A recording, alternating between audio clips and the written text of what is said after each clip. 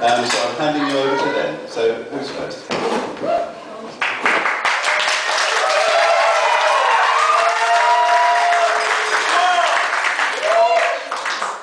Hello everyone. I would like to say that I'm not very keen on speaking like this, but please bear with me.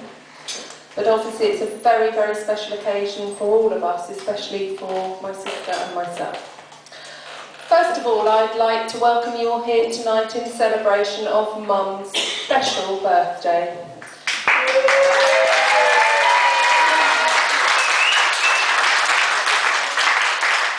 I know that some of you have travelled for a few hours to get here, and it really is appreciated. Some of you are very local, and it's also appreciated.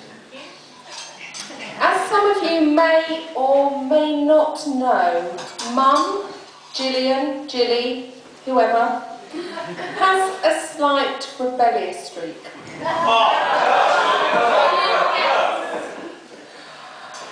One of the first indications of this rebellious streak is that soon after the war, her family decided to keep chickens. I think she has her chickens around her at the moment.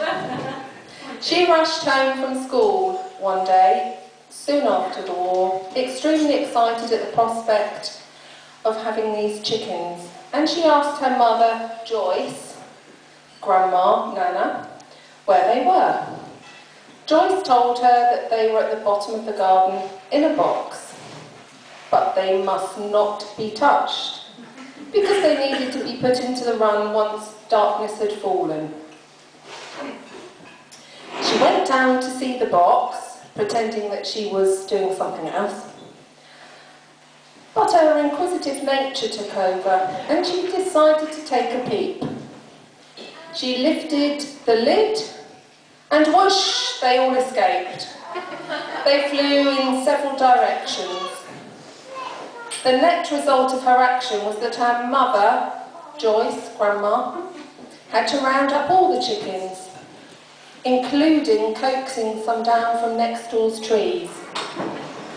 This proved to be an even more awkward situation, because Joyce and her neighbour had not been on speaking terms for several weeks. As you can imagine, she was not very popular that day. She has continued to keep chickens with Tony. I remember one time when they went through a very bad evening of thunder, rain, lightning, and the hairdryer was produced so that she could dry a poor little chicklet. And it survived. On a more general note, I think you will all agree that Mum is a very, very special person, most kind and generous. And I shall now hand you over to my sister before we raise a toast.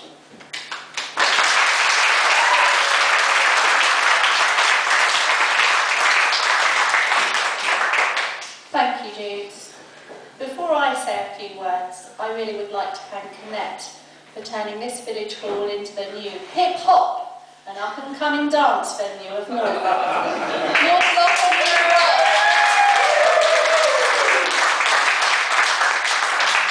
And now for some words from my heart to yours. Mum, Gma and Gilly, we really do need to say thank you for being in our lives.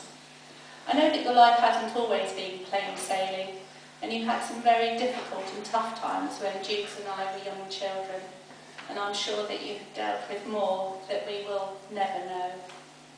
On a lighter note, we have laughed until we have cried with laughter over the most silly things. Having to prop ourselves up on the latest row of Marks and Spencer jumpers, so that we haven't collapsed into a heap of giggles on the floor, and probably being asked to leave the store as quickly and quietly as possible. A lot of those giggly times we shared with your mum, our grandma and great-grandma, Joycey. But we are here today to celebrate you and your 70th birthday. You are a fantastic mother and have always put us before yourself. Never have you let us down or not been there for us. not only for me and Ju, but for other family members, and of course our extended family of Alex, Becky and their children.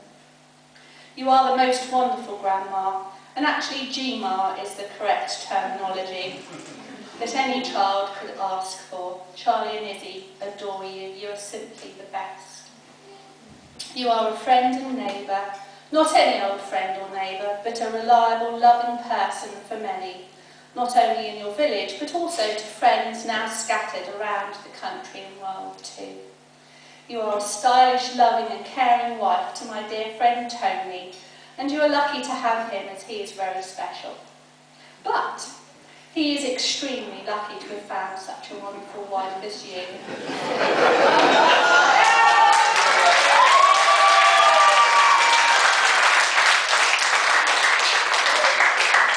One of the biggest things in your life is your faith in Jesus, and this is something that has been with you for as long as I can remember. And I truly believe that this is the key to your success in being you. I am slowly but surely stepping in your footsteps along your path, and I can only thank you for showing me the way.